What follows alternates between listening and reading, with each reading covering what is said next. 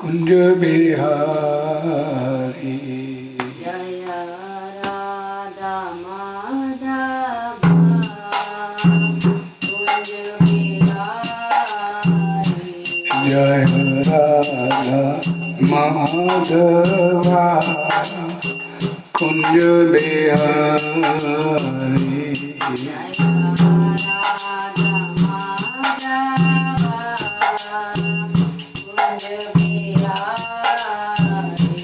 जय गोपीजन वल्लभ गिरिवरधारी।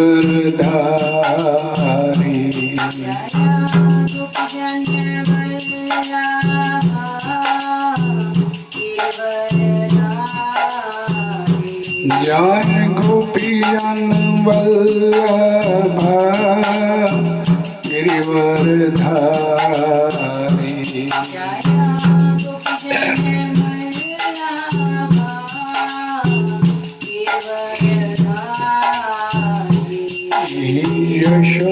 यशोदानंदन ब्रज जनरंजन।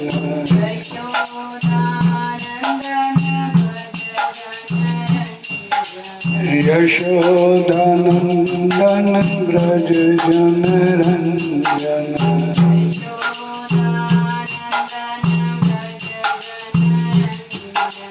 यमुना तीर बनचारी।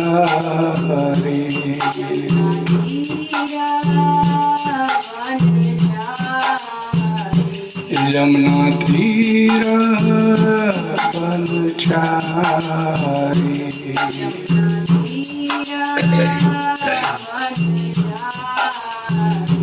जय राधा माधवा कुंज बिहारी।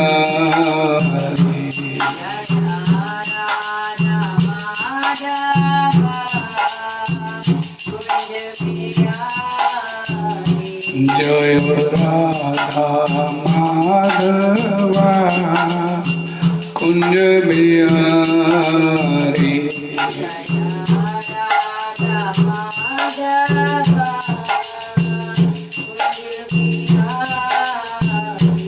हरे कृष्णा कृष्ण कृष्ण हरे हरे, हरे Ram Ram Ram Hare Hare.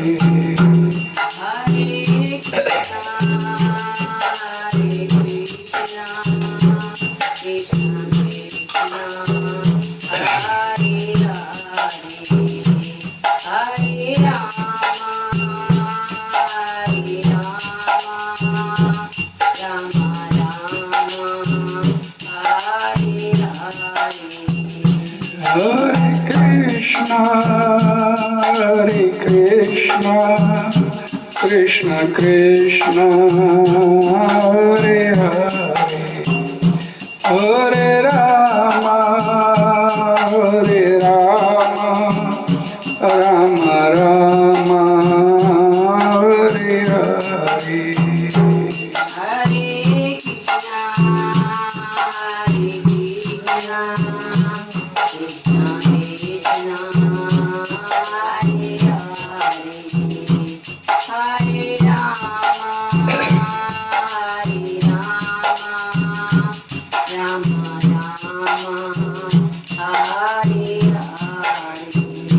Hare Krishna,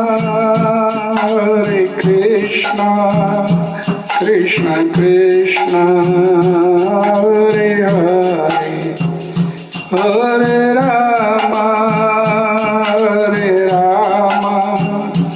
Rama Rama, Hare Hare.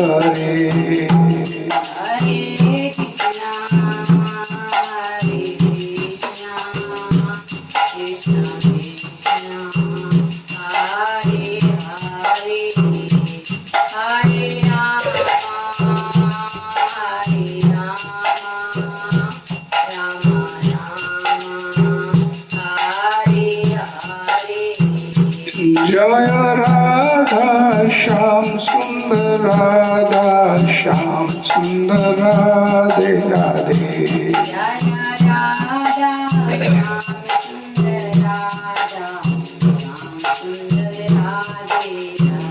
जय निताई गौर सुंदर निताई गौर सुंदर गौर हरि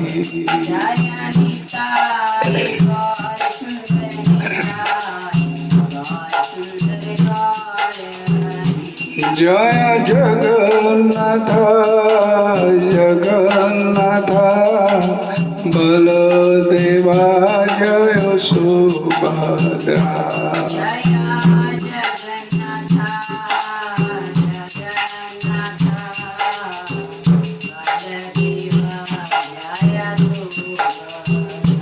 निताई गौर हरि बोल हरि बोल हरि बोल हरि बोल निताई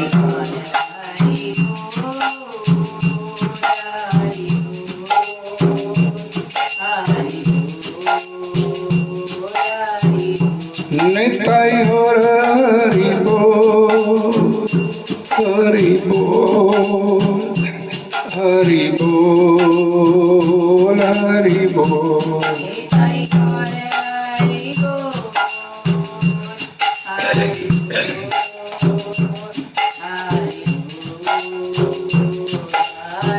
जय जय प्रभुपाद प्रभुपाद प्रभुपाद प्रभुपाद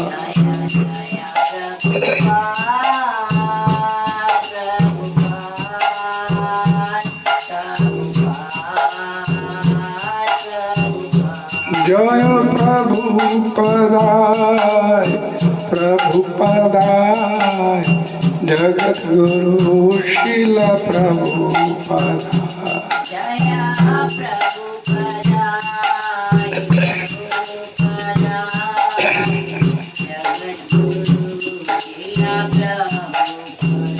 हरि नाम संकीर्तन की जय जगत गुरु श्रील प्रभुपाद की जय।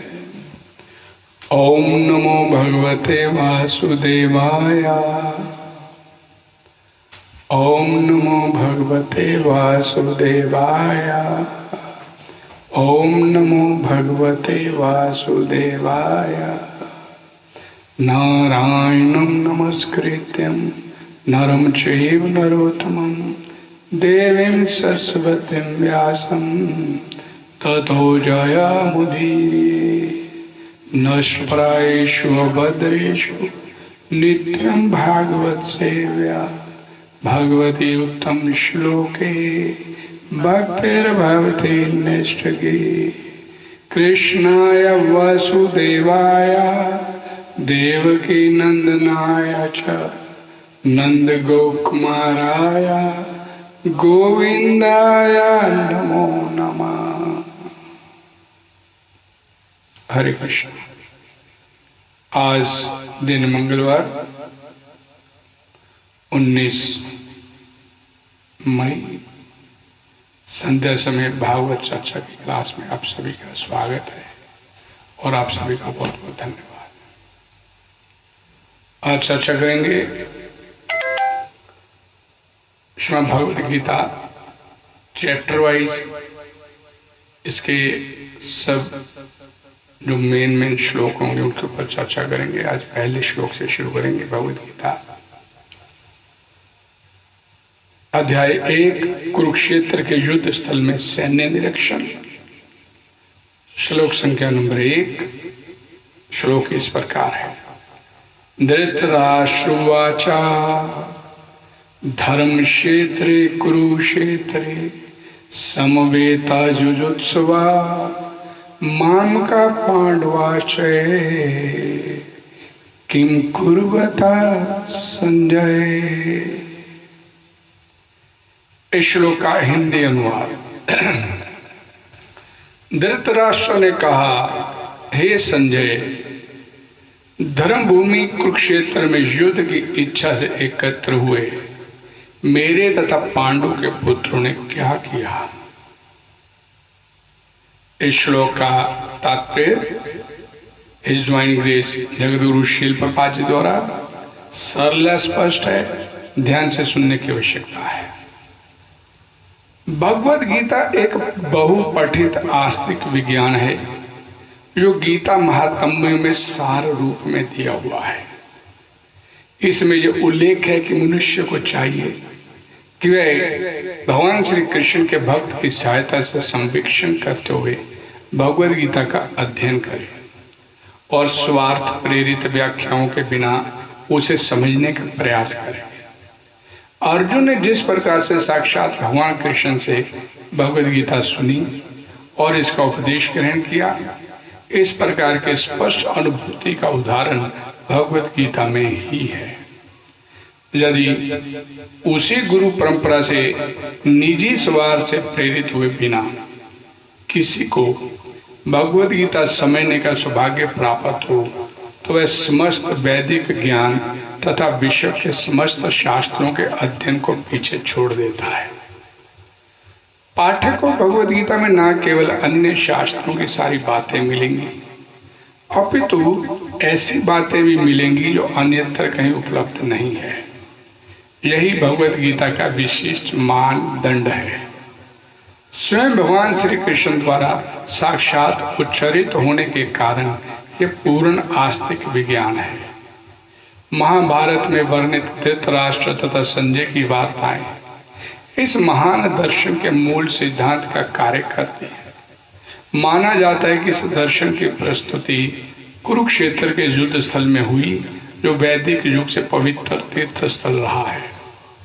इसका प्रवचन भगवान द्वारा मानव जाति के पथ पर दर्शन हेतु तब किया गया जब इस लोक में स्वयं उपस्थित थे। धर्म क्षेत्र शब्द सार्थक है क्योंकि कुरुक्षेत्र के युद्ध स्थल में अर्जुन के पक्ष में श्री भगवान स्वयं उपस्थित थे। कौरवों का पिता धृतराष्ट्र अपने पुत्रों की विजय की संभावना के विषय में अत्यधिक संदिग्ध था। अतः इसी संदेह के कारण उसने अपने सचिव से पूछा, उन्होंने क्या किया। वह आश्वस्त था कि उसके पुत्र तथा उसके छोटे भाई पांडु के पुत्र कुरुक्षेत्र की युद्ध भूमि में निर्णयात्मक संग्राम के लिए एकत्र हुए हैं। फिर भी उसकी जिज्ञासा सार्थक है। वह नहीं चाहता था कि भाइयों में कोई समझौता हो। अतः वह युद्ध भूमि में अपने पुत्रों की नियति, भाग्य, भावी के विषय में आश्वस्त होना चाहता था। क्योंकि इस युद्ध को कुरुक्षेत्र में लड़ा जाना था, जिसका उल्लेख वेदों में स्वर्ग के निवासियों के लिए भी तीर्थ स्थल के रूप में हुआ है। अतः धृतराष्ट्र अत्यंत भयभीत था कि इस पवित्र स्थल का युद्ध के परिणाम पर ना जाने कैसा प्रभाव पड़े। उसे भली भांति ज्ञात था कि इसका प्रभाव अर्जुन तथा पांडु के अन्य पुत्रों पर अत्यंत अनुकूल पड़ेगा, क्योंकि स्वभाव से वे सभी पुण्य आत्मा थे। संजय श्री व्यास का शिष्य था, अतः उनकी कृपा से संजय धृतराष्ट्र के कक्ष में बैठे बैठे कुरुक्षेत्र के युद्ध स्थल का दर्शन कर सकता था। इसलिए धृतराष्ट्र ने उससे युद्ध स्थल की स्थिति के विषय में पूछा। पांडव तथा धृतराष्ट्र के पुत्र दोनों ही एक वंश से संबंधित हैं, किंतु यहाँ पर धृतराष्ट्र के वाक्य से उसके मनोभाव प्रकट होते हैं। उसने जानबूझकर अपने पुत्रों को कुरु कहा और पांडु के पुत्रों को वंश के उत्तराधिकार से विलग कर दिया। इस तरह पांडु के पुत्रों अर्थात अपने भतीजों के साथ धृतराष्ट्र की विशिष्ट मनस्थिति समझी जा सकती है। जिस प्रकार धान के खेत से अवांछित पौधों को उखाड़ दिया जाता है, उसी प्रकार इस कथा के आरंभ से ही ऐसी आशा की जाती है कि यहाँ धर्म के पिता भगवान श्री कृष्ण उपस्थित हों। वहाँ कुरुक्षेत्र रूपी खेत में दुर्योधन आदि धृतराष्ट्र के पुत्र रूपी अवांछित पौधों को समूल नष्ट करके युधिष्ठिर आदि नितांत धार्मिक पुरुषों की स्थापना की जाए। यहाँ धर्म क्षेत्र तथा कुरुक्षेत्र शब्दों को की उनके ऐतिहासिक तथा वैदिक महत्ता के अतिरिक्त यही सार्थकता है। हरे कृष्ण। ओम अज्ञानतिमिरन्धस्य ज्ञानाञ्जन शलाकया चक्षुन्मीलितं येन तस्मै श्री गुरुवे नमः।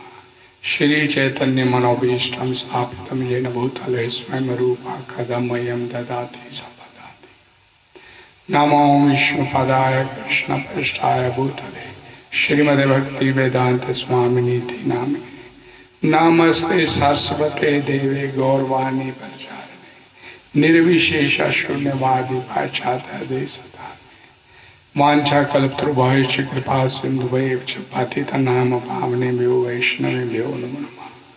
जय श्री कृष्ण चैतन्य प्रभु नित्यानंद श्री अद्वैत गदाधर श्रीवासादि गौर भक्त। हरे कृष्ण कृष्ण कृष्ण हरे हरे राम राम राम हरे। भगवतवाणी श्रीमद् भगवद गीता की जय। जगद्गुरु श्री प्रभुपाद की जय। धर्म क्षेत्रे कुरुक्षेत्रे समवेता जुजुत्सवा मामका पांडवाश्चैव किम कुर्वते संजय। महाभारत ग्रंथ में कुल 18 पर्व हैं और इन पर्वों के अंतर्गत कई अवान्तर पर्व भी हैं। उनमें से भीष्म पर्व के अंतर्गत ये श्रीमद् भगवद गीता पर्व आता है, जो भीष्म पर्व के 13वें अध्याय से आरंभ होकर 42वें अध्याय में आकर समाप्त होता है। और आप सभी जानते हैं कि पांडवों ने 12 वर्ष का वनवास और 1 वर्ष का अज्ञातवास समाप्त होने पर जब प्रतिज्ञा के अनुसार अपना राज्य धृतराष्ट्र और उनके पुत्रों से वापस मांगा, तब दुर्योधन ने आधा राज्य तो क्या, तीखी सुई की नोक जितनी भूमि भी बिना युद्ध के देने से इनकार कर दिया। अतः उस समय पांडवों ने माता कुंती की आज्ञा के अनुसार युद्ध करना स्वीकार किया। इस प्रकार पांडवों और कौरवों का युद्ध होना निश्चित हो गया। तदनुसार दोनों ओर से युद्ध की तैयारी होने लगी। महर्षि वेदव्यास जी का धृतराष्ट्र के ऊपर स्नेह था। उसी स्नेह के चलते महर्षि वेदव्यास जी ने धृतराष्ट्र के पास आकर उस समय कहा कि युद्ध होना तो अब अनिवार्य है, अब अवश्यम भावी हो चुका है और इसमें महान क्षत्रियों का संहार भी अवश्यम भावी है। इसे अब कोई टाल नहीं सकता।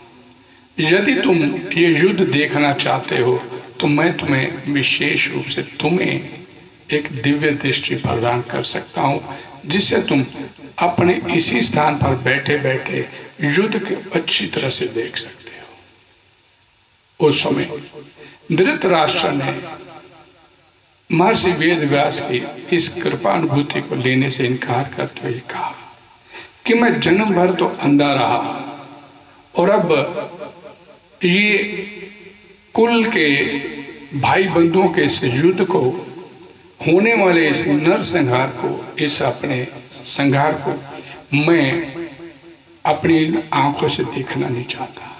लेकिन हाँ, मैं ये चाहता हूं कि ऐसी कोई व्यवस्था हो जाए जिससे कि मेरे को इसी स्थान पर बैठे बैठे युद्ध के सारा हाल मालूम हो सके।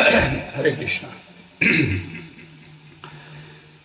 उस समय वेदव्यास जी ने कहा कि मैं संजय को दिव्य दृष्टि प्रदान करता हूं, जिससे वे संपूर्ण युद्ध की संपूर्ण घटनाओं हरे कृष्ण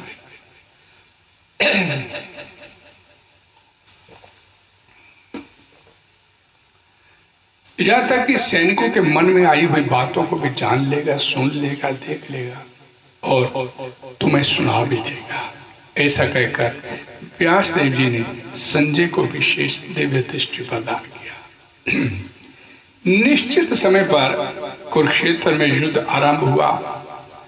10 दिन तक संजय युद्ध स्थल में रहे और जब भीष्म पितामह बाणों की शैया पर रथ से अपने गिरा दिए गए, तब संजय ने हस्तिनापुर में आकर धृतराष्ट्र को यह समाचार सुनाया।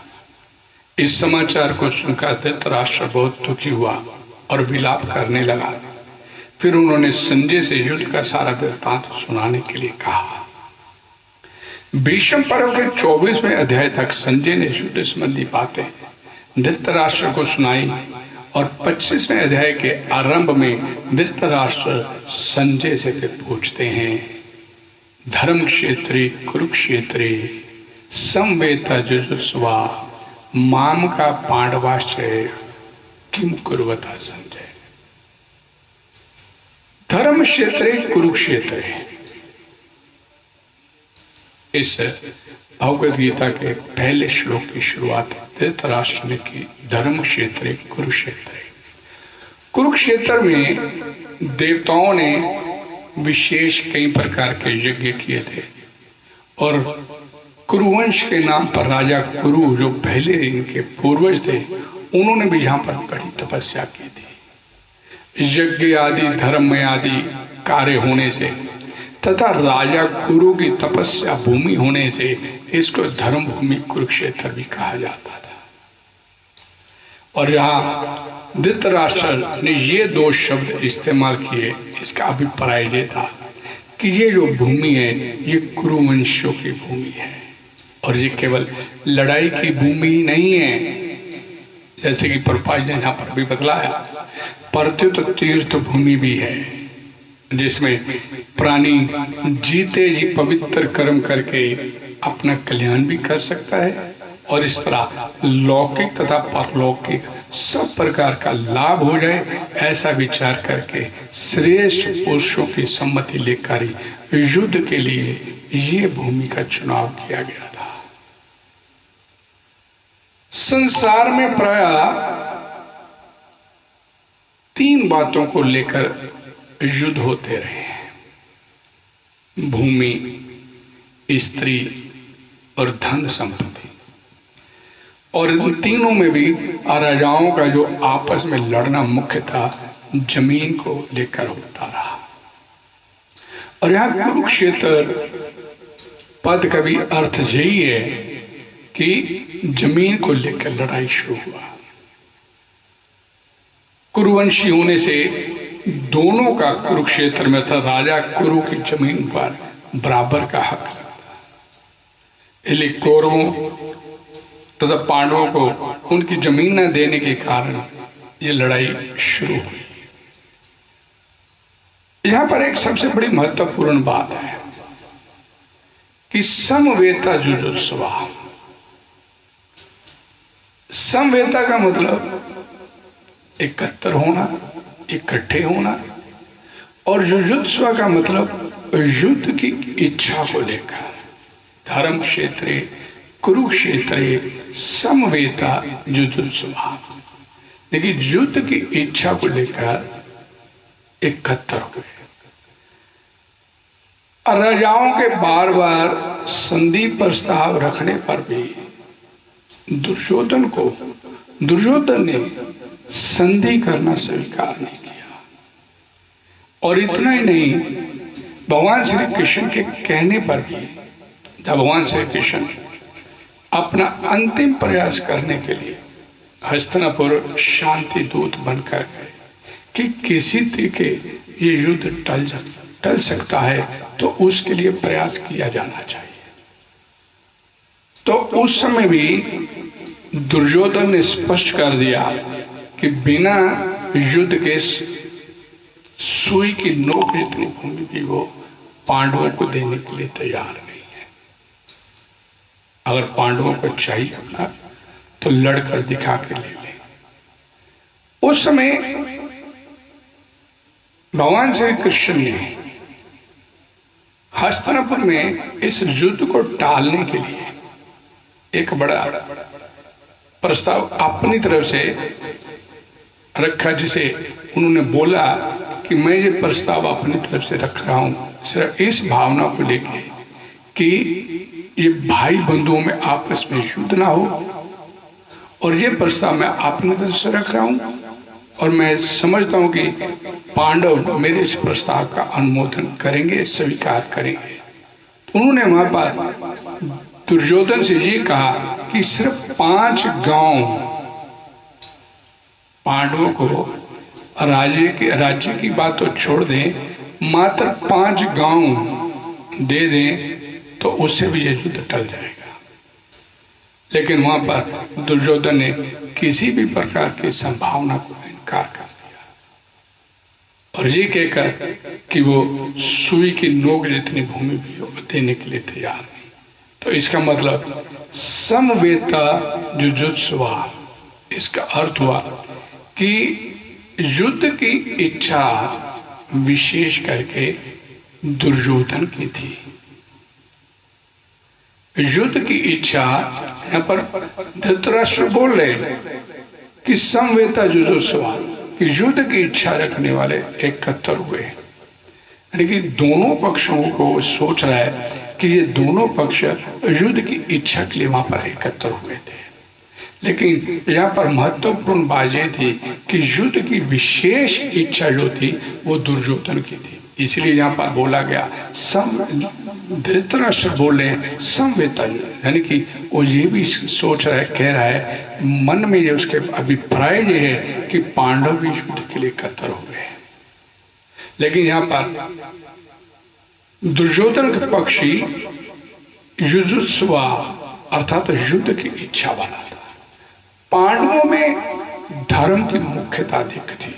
उनका ऐसा भाव था कि हम जैसे चाहे भी निर्वाह अपने जीवन में कर लेंगे, पर अपने धर्म में बाधा नहीं आने देंगे, धर्म के विरुद्ध नहीं चलेंगे। इस बात को लेकर महाराज युधिष्ठिर युद्ध नहीं करना चाहते थे, परंतु जिस माता की आज्ञा से युधिष्ठिर ने चारों भाइयों सहित द्रौपदी से विवाह किया था, उस माता की आज्ञा होने के कारण ही महाराज युधिष्ठिर की युद्ध में प्रवृत्ति हुई थी।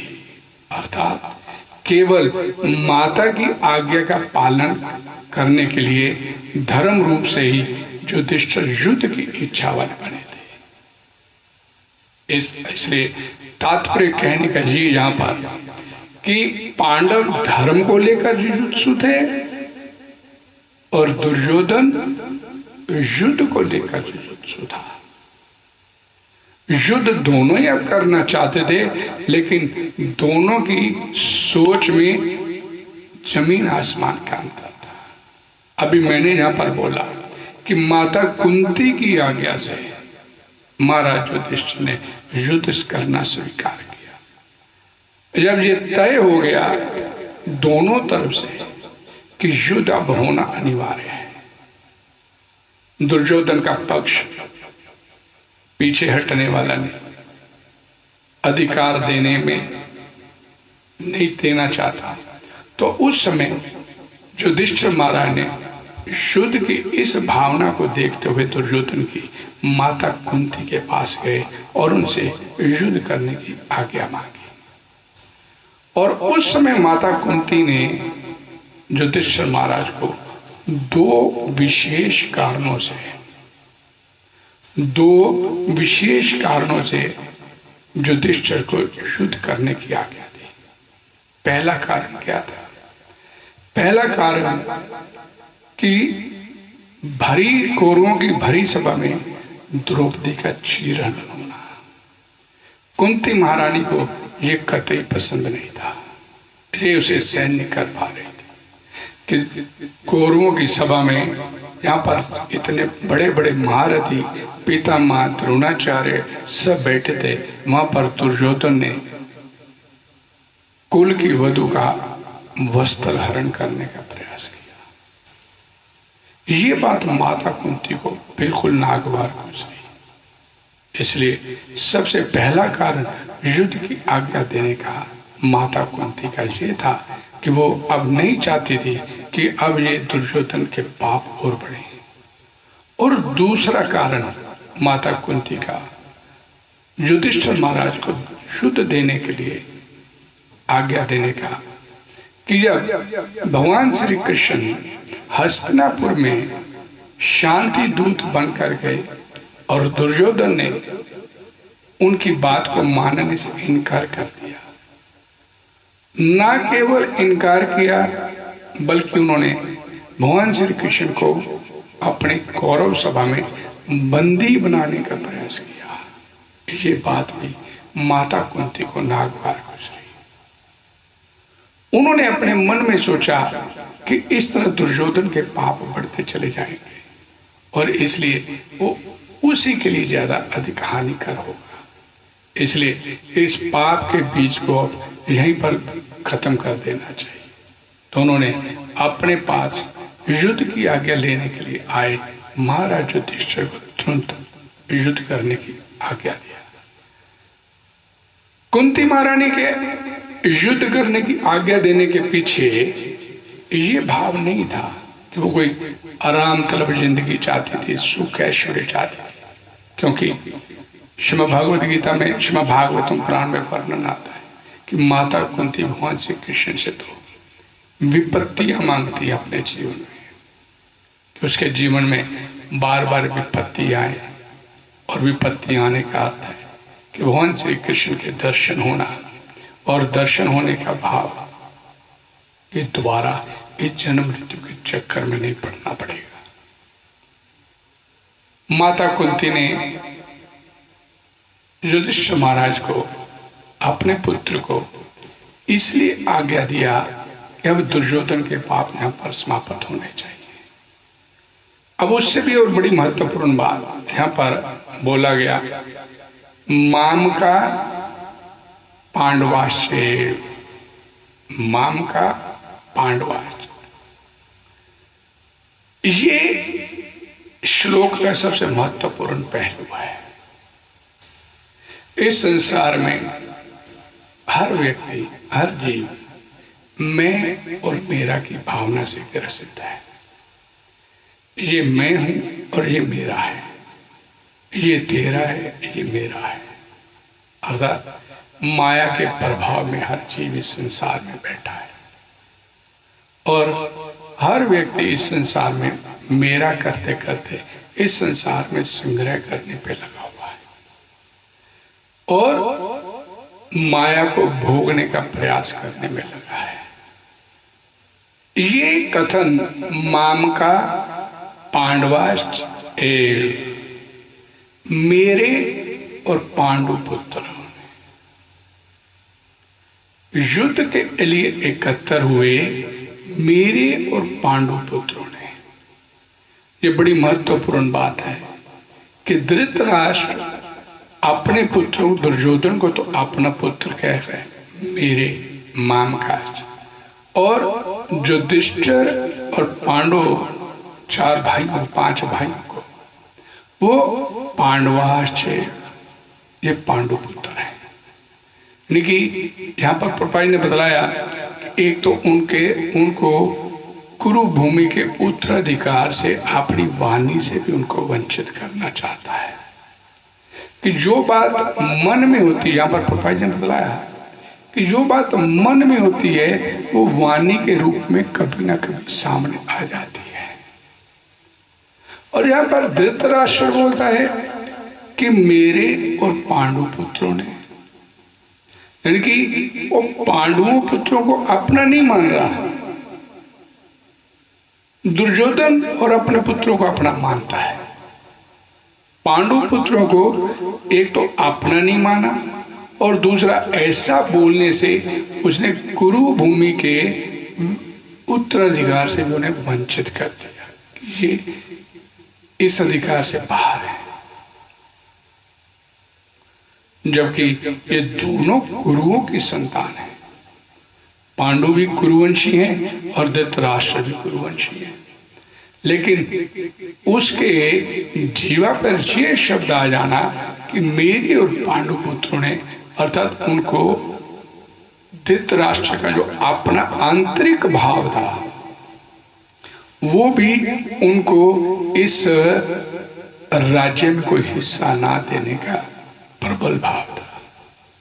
वो चाहता था कि किसी तरीके मेरा पुत्र दुर्योधन इस राज्य पे आश्रित हो जाए। अब जब दूसरी तरफ देखिए कि पांडवों ने कहीं भी इस बात का वर्णन नहीं किया कि धृतराष्ट्र उनके लिए पराए हैं। उन्होंने पूरी महाभारत में वर्णन आता है, उन्होंने धृतराष्ट्र का अपने पिता की तरह सम्मान किया और उनकी हर उचित तथा अनुचित, उचित तथा अनुचित आज्ञा का पालन करने से भी गुरेज नहीं किया। धृतराष्ट्र ने अपना नहीं मान रहा और पांडव पूरा जीवन भर धृतराष्ट्र को अपना मानते रहे कि ये हमारे तातश्री है। अब उससे भी बड़ी महत्वपूर्ण बात, दुर्योधन और पांडव, दुर्योधन धृतराष्ट्र अपना मानता है और पांडव यहां पर भगवत गीता में ही जब भगवान श्री कृष्ण अर्जुन के कहने पे इस रथ को दोनों सेनाओं के बीचों बीच ले गए और जब अर्जुन ने दोनों सेनाओं को युद्ध करने के लिए ललायत वहां पर खड़े देखा, अपने सगे संबंधियों को देखा और कौरव पक्ष की तरफ से अपने सभी संबंधियों को जब देखा तो उसके मन का भाव क्या आया, ये तो मेरे भाई बंधु हैं, मेरे ये भाई बंधु हैं। पापा जी बोलते हैं ये साधु प्रवृत्ति थी अर्जुन की, धर्मात्मा प्रवृत्ति थी अर्जुन की। अर्जुन क्षत्रिय है, लड़ने के लिए आ गया हुआ है, लेकिन वहां पर अपने भाई बंधुओं को देखकर युद्ध करने का विचार छोड़ रहे हैं। और कितना साधु है इस बात को लेकर कि मैं युद्ध नहीं करूंगा। और इस अध्याय के अंतिम श्लोक में अपना गंडीव छोड़कर रथ पर बैठ गया अश्रुपूरित नेत्रों से। ये साधु प्रवृत्ति, यानी कि यहां कहने का भाव ये था कि अर्जुन, पांडव जो है वो गुरुओं को अपना मान रहे हैं, जबकि गुरु धृतराष्ट्र जो है वो पांडवों को अपना मानने के लिए तैयार नहीं। ये मैं और मेरा की भावना, ये इस युद्ध का शुरू करने की ये भावना पर्याप्त है। एक बात जो बड़ी महत्वपूर्ण होती है कि यहां पर युद्ध की भावना होती है, वही होती है यहां पर राग और द्वेष होता है। और यहां पर मैं और मेरा की भावना आ जाती है, वहां पर राग और द्वेष होता है, वहां पर प्रेम या स्नेह का बंधन नहीं रह जाता। और ये भावना धृतराष्ट्र में और दुर्योधन में थी, जबकि दूसरी तरफ पांडवों में ये भावना नहीं थी। अब जो अगली दो शब्द बोले गए, किम कुर्वता संजय, किम कुर्वता, अर्थात धृतराष्ट्र संजय से जो पूछना चाहता था, आश्वस्त होना चाहता था, जो पूछे कि युद्ध का परिणाम क्या होगा। ओ मूलतः ये जानना चाहता था संजय से कि इस युद्ध का परिणाम क्या होगा। एक बड़ा महत्वपूर्ण बात है कि यहां पर संजय पूछता है, संजय से पूछा किम कुर्वता संजय, ये भगवद गीता का प्रथम श्लोक है। और धृतराष्ट्र संजय से सवाल कर रहा है किम कुर्वता, क्या किया, यानी वो पूछना चाहता है कि आश्वस्त होना चाहता है कि जीत किस पक्ष की होगी। और भगवद गीता का सबसे आखिर का श्लोक, यहां पर संजय ने धृतराष्ट्र के सवाल का जवाब भी साथ ही दे दिया, ये कहते हुए यत्र योगेश्वर कृष्ण यत्र पार्थ धनुर्धर तत्र श्री विजयो। क्लियर कर दिया। संजय ने भगवद गीता के पहले श्लोक में अर्जुन द्वारा पूछे गए इस सवाल की भावना को भगवद गीता के सबसे आखिर के श्लोक में जब समाप्त किया तो ये क्लियर स्पष्ट कर दिया कि यहाँ पर भगवान श्री कृष्ण, योगेश्वर भगवान श्री कृष्ण और धनुर्धर अर्जुन, तत्र श्री विजय, वहां पर ऐश्वर्य भी है, विजय जीत भी है, और भूतिर ध्रुवा निश्चित विलक्षण शक्ति वहां पर कार्य करती है, और नेत्र मर्तिमम, और ये मेरा मत है। अपना मत संजय ने धृतराष्ट्र के आगे व्यक्त कर दिया कि जीत जो तुम पहले श्लोक में पूछना चाहते हो, जीत वहां पर पांडवों की होगी। और सबसे महत्वपूर्ण बात कि जो बात धृतराष्ट्र जिसके लिए वो आश्वस्त होना चाहता था कि एक तरफ 11 अक्षौणी सेना है और एक तरफ 7 अक्षौणी सेना है, मुझे ये स्पष्ट करना चाहता था संजय से कि मेरे पास इतनी सेना, दुर्योधन के पास 11 अक्षौणी सेना है और दूसरी तरफ 7 अक्षौणी सेना।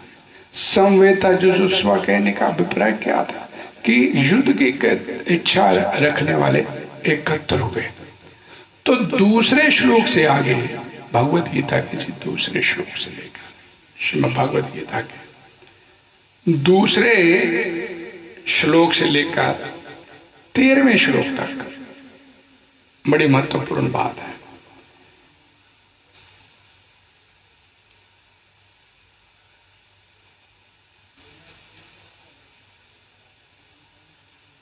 दुर्योधन के दूसरे श्लोक से लेके दुर्योधन को संजय ने बताना शुरू किया कि दुर्योधन अलग अलग भीष्म पितामह के पास गया, द्रोणाचार्य के पास गया और अपने अपने योद्धाओं के नाम लिए उसने, और फिर उन्होंने शंख बजाया और 13 श्लोक तक उसने बतलाया, और उसके बाद 14वें श्लोक से लेके 19वें श्लोक तक पांडवों ने क्या किया ये भी संजय ने बताना शुरू किया कि दूसरी तरफ कौन है और शंख किसने बजाया और किसके शंख बजने से कौरव सेना का हृदय विदीर्ण होना शुरू हुआ। अर्थात हर बात महत्वपूर्ण थी इस श्लोक के तहत, लेकिन इसके पीछे जो भावना काम करती, इसका जो बेस था इस श्लोक में जो मुख्यता बताया गया कि इस संसार में जो कुछ भी होता चला जा रहा है, हर व्यक्ति इस संसार में मैं और मेरा की भावना से ग्रस्त है, और जैसे जैसे जीवात्मा इस संसार में इकट्ठा करता चला जाता है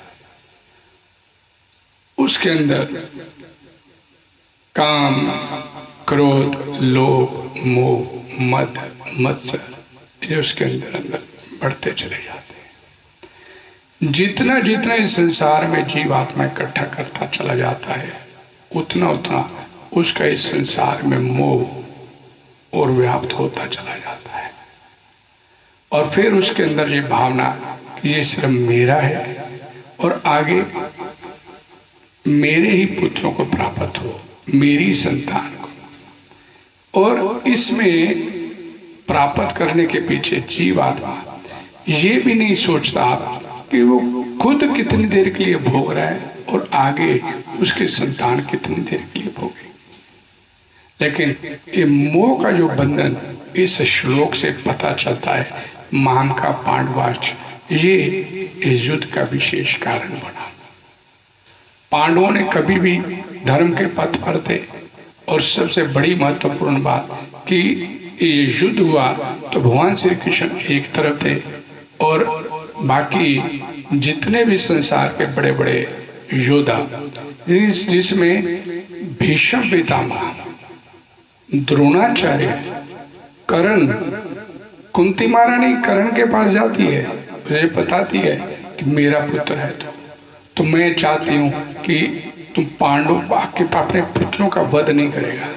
लेकिन कर्ण ने क्या बोला कि 4 पुत्रों को मैं छोड़ दूंगा आपके, लेकिन जब अर्जुन मेरे सामने आएगा तो उसका वध मैं निश्चित रूप से करूंगा।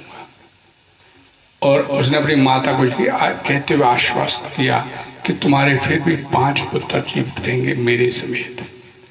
लेकिन दूसरी तरफ इसमें जो बड़ा महत्वपूर्ण पहलू था इस भगवत गीता का कि भगवान श्री कृष्ण ने भगवत गीता सुनाते हुए अर्जुन को भगवत गीता ज्ञान देते हुए 10वें 11वें अध्याय में जब ये अपने ऐश्वर्य और अपने युद्ध के बारे में बताते हुए उन्होंने ये इस बात को स्पष्ट कर दिया कि महाभारत के इस युद्ध में जब अर्जुन ने लड़ने से मना किया तो उसको उसकी असलियत बताते हुए कि तुम सिर्फ एक निमित्त मात्र बन रहे हो, इस बात को स्पष्ट कर दिया था भगवान श्री कृष्ण ने भगवत गीता में कि तुम 5 पांडवों के अलावा इस युद्ध में से कोई बच के वापस नहीं जा सकता। ये सारी की सारी मैंने 18 अक्षौणी सेना खड़ी की है, ये ऑलरेडी मरी हुई है। मैं तुम्हारे को निमित्त मात्र भव्य सभ्य साक्षी भगवत गीता में भगवान श्री कृष्ण ने अर्जुन को पहले ही बोल दिया। जबकि दूसरी तरफ कर्ण जो अपने आप को बड़ा महारथी मानता था कि सामने अर्जुन आएगा तो उसका मैं वध करूंगा, और भगवान ने 5 पांडवों का अहित कहीं भी होने नहीं दिया। भले ही इस युद्ध में भगवान श्री कृष्ण के अनुसार पांडवों के अपने पुत्र तक मारे गए, लेकिन 5 पांडवों को भगवान श्री कृष्ण ने भगवत गीता में स्पष्ट किया था कि आपके अलावा इसमें से कोई बच के जाने वाला नहीं। और ये बात युद्ध में भगवान ने स्पष्ट किया कि अधर्म की तरफ अगर भीष्म पितामह जैसे महारथी क्यों नहीं खड़े हों, द्रोणाचार्य जैसे महारथी क्यों नहीं खड़े हों, लेकिन अधर्म का साथ देंगे तो उन्हें भी मार खानी पड़ेगी। और ये भगवान ने इस महाभारत के युद्ध में स्पष्ट किया, सत्यमेव जयते, इस बात को महत्व दिया कि इस युद्ध में सत्य की जीत होगी, धर्म की जीत होगी। और यही बात संजय ने धृतराष्ट्र को क्लियर करते हुए स्पष्ट करते हुए कही कि यहाँ पर भगवान श्री कृष्ण है और यहाँ पर धनुधर अर्जुन है, जीत उन्हीं के पक्ष की होगी। जो धृतराष्ट्र इस बात से आश्वस्त होना चाहता था, उसको इस भगवत गीता को सुनाते सुनाते संजय ने समाप्ति के ऊपर इस बात को स्पष्ट धृतराष्ट्र को कर दिया कि इसमें वो इस बात को लेके हर्षित नहीं हो कि भले ही 11 अक्षौणी सेना उसकी तरफ, उसके पुत्रों की तरफ है, लेकिन जीत ये भगवत गीता सुनने के बाद, भगवान के वचन सुनने के बाद ये स्पष्ट है कि जीत पांडवों की होगी। भगवत गीता का ये श्लोक धर्म क्षेत्रे कुरुक्षेत्रे संवेता जुजुस्वा माम का पांडवाच किम कुर्वता संजय, ये धृतराष्ट्र की मानसिकता को दर्शाता है। धृतराष्ट्र के मानसिक पटल पे क्या उथल पुथल हो रही थी, और ये उसके ये श्लोक बोलने से संजय को ये सारा स्पष्ट हो जाता है। और ये भी स्पष्ट हो गया कि वो पांडवों को, उसका भी जो अंतर्मन था, पांडवों को एक सुई की नोक जितनी भूमि देने के लिए तैयार नहीं था। पुत्र मोह के चलते महाभारत का ये एक विशाल युद्ध हुआ। ये दुनिया का अब तक का सबसे बड़ा युद्ध था, जिसमें 18 अक्षौणी सेना ने भाग लिया और सारी की सारी सेना मारी गई। और अंत में भगवान श्री कृष्ण ने युधिष्ठिर महाराज को धर्म के प्रतीक के रूप में उसे सिंहासन पर बिठाया और धर्म की स्थापना किया, जैसे कि भगवान श्री कृष्ण ने आगे चौथे अध्याय में बताया है कि उनका आने का मकसद क्या था। कौरवों ने हर प्रकार की चाल चली और पांडवों ने उसकी हर चाल का जवाब बड़े धैर्य और संयम से देते रहे, सहनशील बने रहे, लेकिन अंत में फिर जीत पांडवों को ही प्राप्त हुई। ये इस श्लोक का निष्कर्ष था। हरे कृष्णा हरे कृष्णा हरे कृष्णा कृष्णा कृष्णा हरे हरे, हरे राम राम राम हरे हरे। जगद्गुरु श्री प्रभुपाद की जय। कल फिर मिलेंगे इसी जगह शाम को 5 बजे। हरे कृष्णा।